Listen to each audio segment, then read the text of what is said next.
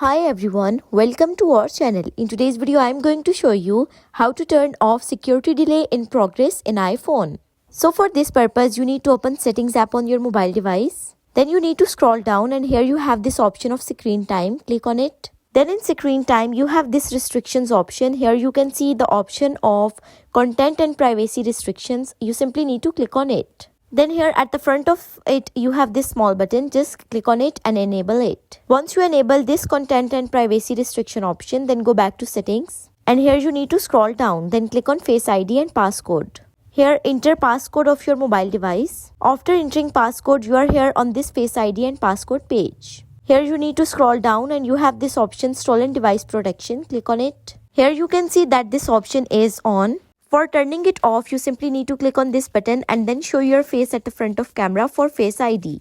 Once you're done with Face ID, then this page will appear. Here you have the option of Start Security Delay. You simply need to click on it. So this way you can turn off security delay in progress. For turning it off, you must have to show your face at the front of camera for Face ID. So it's very simplest and easiest way to turn off security delay in progress in iPhone. So that's all for today's video. Thank you so much for watching.